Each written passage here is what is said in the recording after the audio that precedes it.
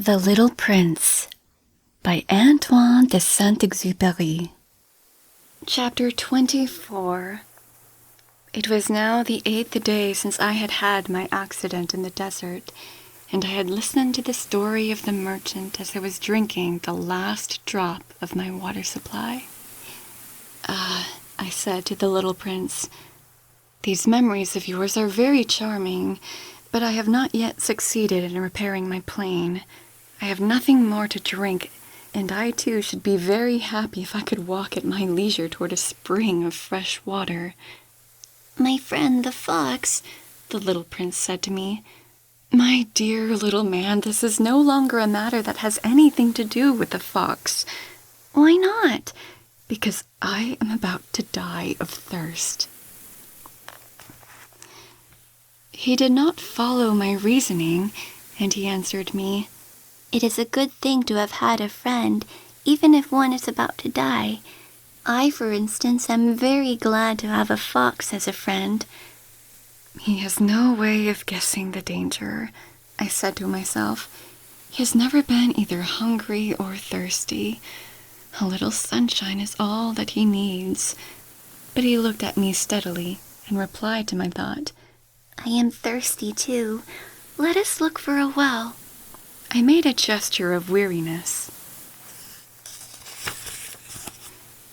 It is absurd to look for a well at random in the immensity of the desert, but nevertheless we started walking.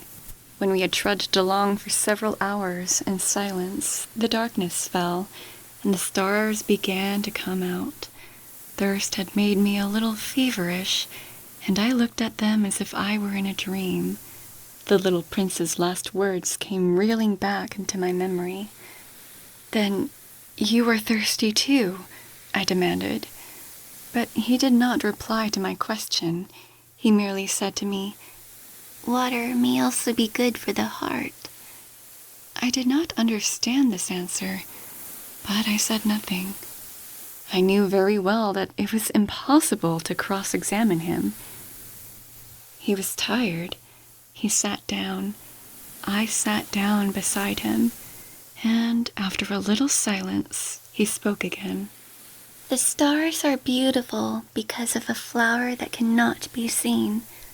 I replied, "Yes, that is so." And without saying anything more, I looked across the ridges of sand that were stretched out before us in the moonlight.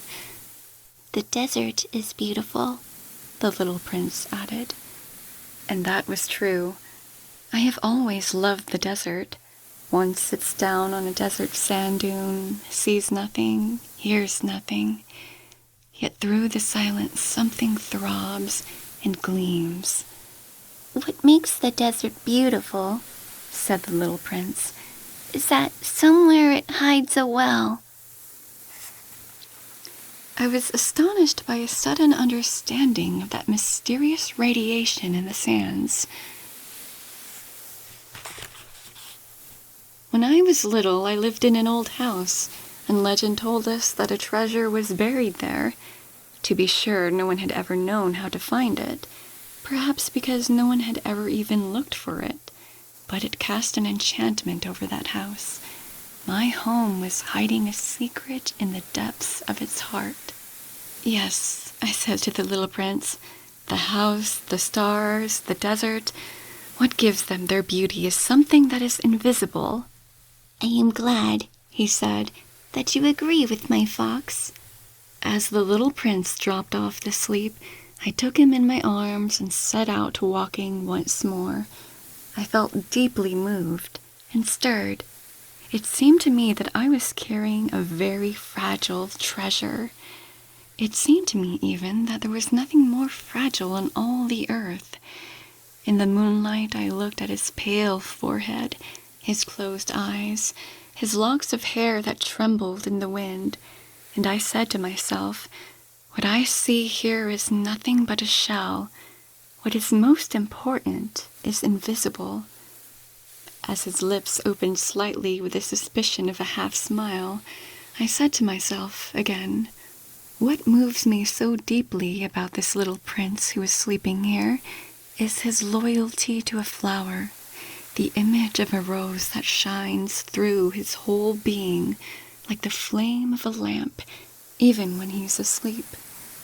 And I felt him to be more fragile still. I felt the need of protecting him, as if he himself were a flame that might be extinguished by a little puff of wind. And as I walked on so, I found the well at daybreak.